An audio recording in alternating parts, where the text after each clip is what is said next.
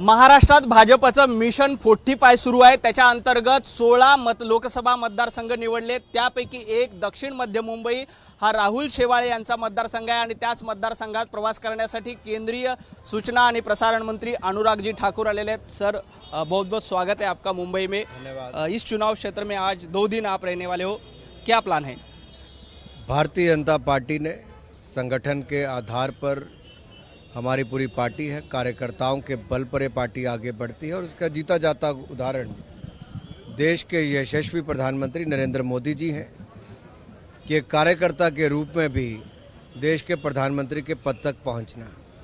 आज प्रधानमंत्री नरेंद्र मोदी जी का जन्मदिन है, मैं उनको बहुत बहुत बधाई और शुभकामनाएं भी पूरे देशवासियों की ओर से देना चाहता हूं, विशेष तौर पर महाराष्ट्र से, मुंबई से, जहां पर एक ही दिन में 400 से ज़्यादा कार्यक्रम मुंबई शहर में हो रहे हैं। इस संसदीय क्षेत्र में 2 दिन का प्रवास रहेगा, लेकिन अगले 15 महीनों में ऐसे कई प्रवास होंगे जो 2 से 3 दिन के होंगे, लगभग हर दूसरे महीने होंगे और भारतीय जनता पार्टी की ताकत को और बढ़ाने के लिए होंगे, ताकि 2024 में एनडीए गठबंधन पहले से ज़्यादा सीटें जीते, जैसे 2014 में, 2019 में 2082 से बढ़कर 303 से ज़्यादा सीटें जीती।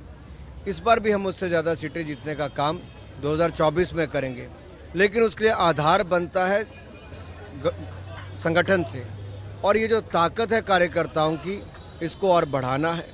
आम जनता को मोदी जी की सरकार से जो लाभ मिला है और जो देश को आगे बढ़ाने का काम मोदी जी ने किया है, उसके साथ उनको जोड़ने का काम करना है। खास करके ये जो चुनाव क्षेत्र है लोकसभा का, वो शिंदे गढ़ के पास जाता है, तो यहाँ पे क्या बीजेपी अपना खुद उम्मीदवार देगी, क्या तय होगा?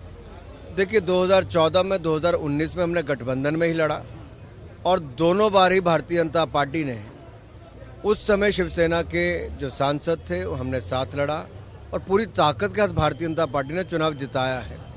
जब गठबंधन में होते तब मेरा तेरा नहीं होता, गठबंधन का उम्मीदवार होता है और गठबंधन धर्म भारतीय जनता पार्टी बहुत अच्छी तरह से निभाती है और हमने सदा देश के हित में सेवा करने के लिए पूर्ण बहुमत की सरकार आए, उसके लिए एक सीट महत्वपूर्ण है और 2024 में पहले से ज़्यादा सीटें जीते, इसलिए जमीन पर काम हो रहा है। आखिरी सवाल, मुंबई में आप हो, लेकिन शिवसेना की तरफ से एक इल्ज़ाम भाजपा पे लगता है कि मुंबई तोड़ने की भाषा भाजपा करती है। महाराष्ट्र के कुछ प्रोजेक्ट है वो भी गुजरात जा रहे हैं, जैसे फॉक्सकॉन का उल्लेख आता है, इस पे आपके क्या राय? 1% मन में किसी के विचार नहीं आना चाहिए। मैं तो उन लोगों से एक सवाल पूछता हूँ, INS विक्रांत जो मोदी जी ने देश को दिया, आत्मनिर्भर भारत और नए भारत की एक पहचान जो है, उस पे शिवाजी महाराज और उनकी शौर्यता, वीरता, उस सब का प्रतीक अष्टकोण चिन्ह वो लगा। कहाँ थे ये लोग? सोए हुए थे। 2 शब्द इनके मुंह से ही निकले। ये पिछले 3 वर्ष भी सोए हुए थे, जिसके कारण यहाँ पर परसेंटेज फिक्स हो गई थी किस काम के लिए क्या होगा। मातोश्री के द्वार बंद हो गए थे, कार्यकर्ता भी परे चले गए और निवेशक भी परे चले गए। तो इन लोगों के कारण ही, जिन्होंने मातोश्री से लेकर महाराष्ट्र के द्वार लोगों के लिए बंद कर दिए थे, इसलिए लोग चले गए।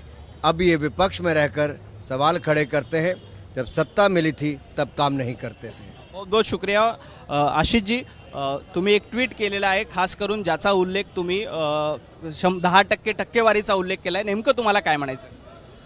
काल माननीय उपमुख्यमंत्री देवेंद्र फडणवीसांनी हे महाराष्ट्राला स्पष्ट करून सांगितलंच, महाराष्ट्र विकास आघाडीच्या सरकारच्या काळात सबसिडी विजेची द्यायला 10%ची लाच घेतली जायचं आणि म्हणून हे लाचवाल्यांचं सरकार होतं जे पूर्वीचं महाराष्ट्र विकास आघाडीचं होतं।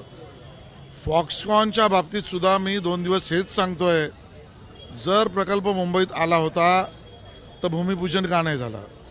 जर प्रकल्प महाराष्ट्रात आला होता, सवलती संमती का नाही झाल्या? जर प्रकल्प महाराष्ट्रात कार्यान्वित करायचा होता तर लँड ॲक्विजिशन का नाही झालं?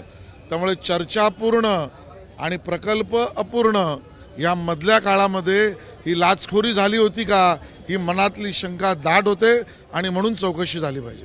आज मोदीजींच्या वाढदिवसानिमित्त तुम्ही ज्याचा उल्लेख केला जवळपास 400च्या वर कार्यक्रम होत आहेत. कसं कसं कार्यक्रमाचं नियोजन असेल? भारतीय जनता पक्षाने केंद्रीय स्तरावरच हा पखवडा ठरवलाय.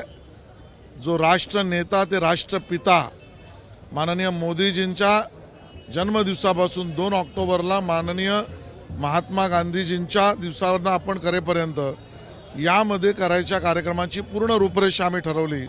आजचा दिवस सेवा दिन म्हणून आम्ही करतो आहोत आणि त्यामुळे लोकांच्या आरोग्याची, मुंबईकरांच्या आरोग्याची चिंता पूर्ण 227 वॉर्डात, प्रत्येक वॉर्डात किमान एक कार्यक्रम, या रचनेतून आम्ही 417 ठिकाणी आज आरोग्यविषयक कॅम्प आणि कार्यक्रम करत आहोत.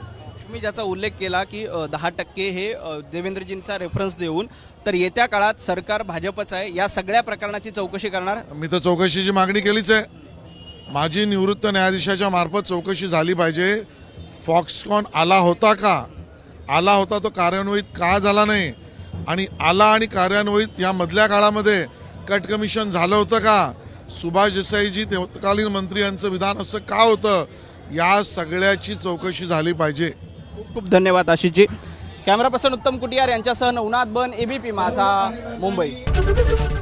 एबीपी माझा, उघडा डोळे बघा नीट.